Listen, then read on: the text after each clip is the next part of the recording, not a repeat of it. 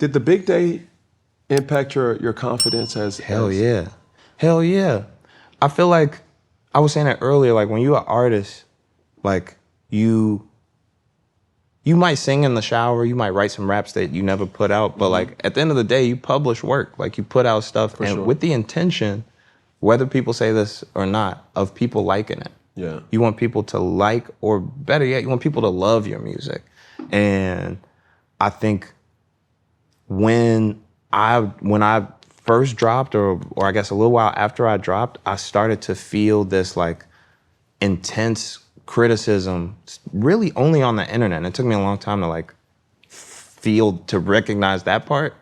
Like, but I felt it so intently that, and it was such a like first time feeling that I was like, you know, I second guessed myself for a second. And I also like, you know, I think there were so many things happening in my life at the same time also, like, that were pulling at me, that it made me like pull back a little bit in terms of my creation, in terms of like my creative output.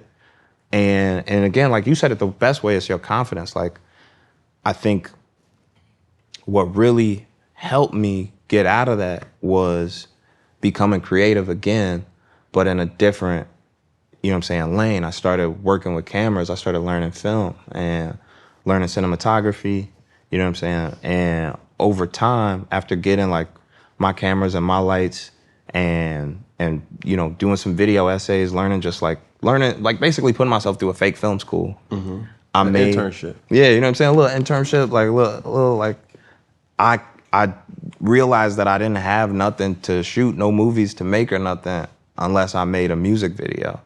And I made a song called The Heart and the Tongue that was storyboarded by this film idea I had, where I was like, I want to make a video about myself rapping this song, but in the video, I want to be the narrator. Like, I don't want to be the main character. Typically in music videos, the subject or the star is the artist. Yeah. But I don't want this to be a commercial from my face. I want this to be a commercial for my words. So I started using this little thing, or this idea I had, was to have my editors put all my text on the screen, put it right in the center, keep all the images to the left or right or upper or bottom thirds, and have, you know what I'm saying, and paint the scene around my text, around my words, and have that be the focal point. So when somebody watches it, they can't help but hear and feel what I'm saying.